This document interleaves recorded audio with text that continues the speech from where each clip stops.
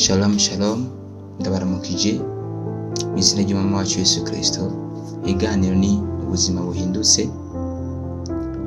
Tugomba turabire hamwe amajambo y'Uhoraho nahaye teme ivuga ngo ingwate.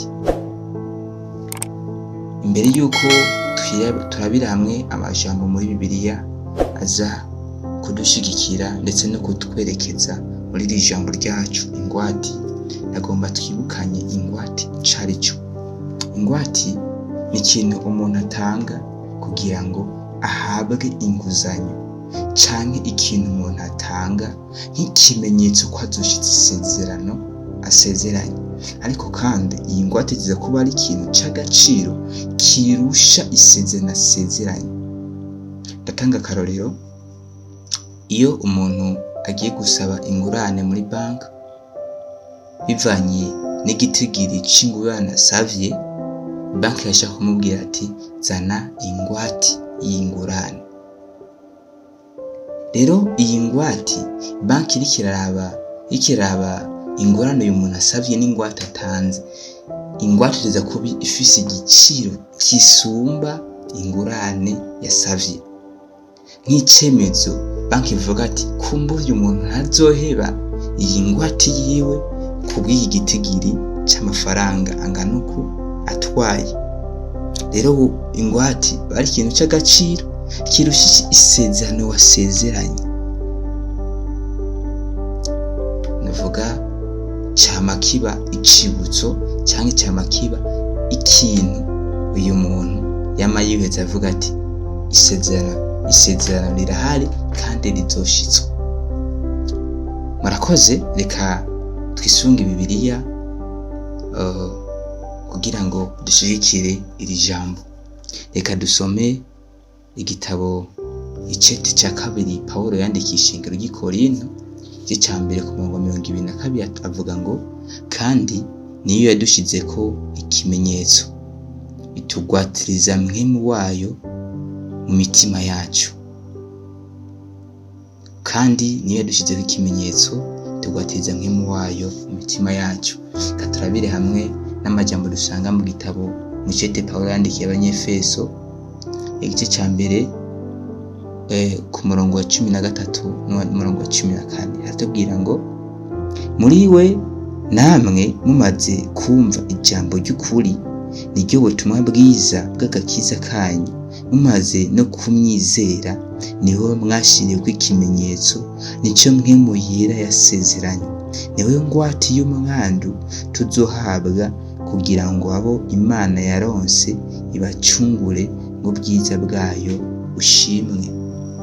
N'aya majambo Pawulo yanditse hamwe twabonye ko yandikisha ingero ry'Ikorinto, naho asubira kandi ijambo rirasubira kugaruka yandikisha ingero ry'Efeso. Rero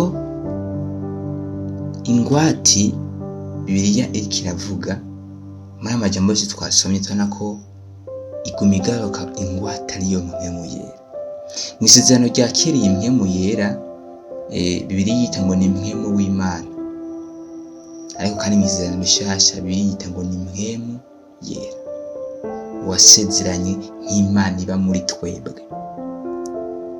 Rero Pawulo yerekana neza ko mpwemu yera ari ingwate Uhoraho yashize kubo yasezeraniye nk'ikimenyetso ko azoshitsa isezerano. Mwumve dusome ku murongo wa 14 ngo niwe ngwate y'umwandu tuzohabwa kugira ngo abo Imana yaronse ibacungure ngo bwiza bwayo bushimwe. Niwe ngwate y'umwandu. Iyo umuntu amaze kwizera,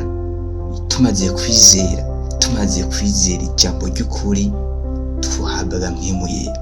Ijambo tumaze kwizera duhabwa kandi ubugingo. Tumaze kwizera duhabwa kandi ubugingo budashira. Tumaze kwizera ducika baraganwa na Kristo. Tumaze kwizera ntiba tugipfa rubi. Tumaze kwizera duhindurwa basha, tumaze kwizera tuja mu gitigiri cy'abazoraganwa ubwami na Kristo. Muyamwe yavuga ngo ngiye kubategurira hanyu, uko mwijuru hadatari amazu menshi kugira ngo aho nzoba bariho namwe muzoba. Mubaho yagiye gutegurira ahabo biciye mu kwizera, biciye mu kumva no mu kwizera ijambo ry'ubuzima. Duhabwa iryo sezerano ko hariho umwandu tuzohabwa inyuma y'ubugingo. Rero iri sezerano rirahari, isezerano nk'ikimenyetso ko iyasezeranye izoshitsa, nk'ikimenyetso ko iyasezeranye itabesha. Yaduhaye navuga ingwate ariyo mpwemu yera. Mpwemu yera birivuga ngo ni mpwemu w'Imana, ni ikintu cy'agaciro Imana yari ifise, ni ikintu cy'agaciro kiruta mbere n'ubugingo bwa twasezeraniwe. Bene data, mpwemu yera ari umurongozi wacu. Kristo acanyita ngo niwe muhanuzi wacu, ngo azobashoboza gukora n'ibyo je ntigeze nkora ubwo je ngiye kwa data.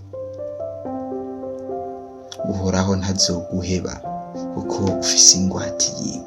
Uhoraho ntazoha gushitsa isezerano yasezeranye ku bugingo bwawe kuko ufise ingwate yiwe. Uyu mwandu tuzohabwa, so tuzohabwa gusa inyuma yo gupfa, ariko kandi nawe ufise umwandu ushobora guhabwa cyangwa uzohabwa ukiri muri ubu bugingo. Uyu mwandu urahari, ayo masezerano arahari. Rero iyasezeranye kuri wowe izoshitsa kuko yaguhaye ingwate ariyo mpwemu yera, kugira ngo icike nk'ikimenyetso, ikimenyamenya ko izoshikana icyo yasezeranye ku bugingo bwawe. Mwene data, uyu munsi uracyari mu migenderanire myiza na mpwemu y'Imana. Uyu munsi uracumva ijwi rya mpwemu yari kuganiriza, nk'ikimenyetso ko mpwemu yera kiri muri wowe, akikubwira muri wowe. Mbega uyu munsi ntiwirukanye mpwemu yera muri wowe? Mbega uyu munsi mpwemu yera aracyakuyobora? Uyu munsi ijwi ryiwe acyaryumvira? Uyu munsi acyayoborwa na mpwemu yera? Ko ari cyo kimenyetso, ko ari we ngwate wahawe, nk'ikimenyetso ko isezerano Uhoraho yasezeranye ku bugingo bwawe izorishitsa. Mbega ntiwumva ko iyo umuntu amaze gutakaza ingwate ataba akiriye ko azoshikanwa, ariko isezerano yasezeranye izoshitswa?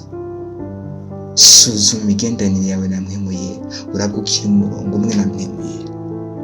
Nawe uyu munsi utarahabwa mpwemu yera, birakunda.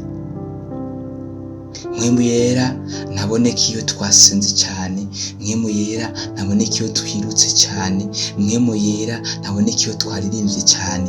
Mpwemu yera tumuhabwe tumaze kwizera, iyo tumaze kwihana si ukwatura gusa. Kwihana no guheba, no gufata ingingo yo kuvavanura maze tugahereza ubugingo bwacu Kristo Yesu. Rero iyo mu gihe tumaze gufata ingingo yo guhereza ubugingo bwacu Kristo Yesu, duhabwa mpwemu yera umurongozi mushasha, agiye kutuyobora mu buzima bushasha. Rero uyu munsi nawe urashobora kuba mu gitigiri cy'abarongorwa nawe, mu kuba mu gitigiri cy'abazengana, cy'abagendana ingwate y'isezerano Uhoraho yasezeranye abamwubaha n'abamukunda. Uyu munsi birakunda. Nawe urashaka gufata ingingo ukamwizera, urashaka gufata ingingo ukarangamiza umusaraba, urashaka gufata ingingo nawe uyu munsi ukarekura byose, kwikorera umusaraba wa Kristo ukamukurikira. Birakunda uyu munsi nawe ushobora kugira ubugingo. Birakunda uyu munsi nawe ushobora kuba wazobaraganwa ubwami bwa Kristo, biciye mu kwizera, biciye mu kumva ijambo ry'ukuri. Urashobora kuraba inimero ziri muri commentaire cyangwa muri description, urashobora kuzikontakta tukagufasha nawe ukakira umwami Yesu, nawe ukaba mu bashingira intahe ubuzima bushasha, nawe ukaba mu bo Kristo yise umuco n'amatara y'isi. Uhoraho abahezagire.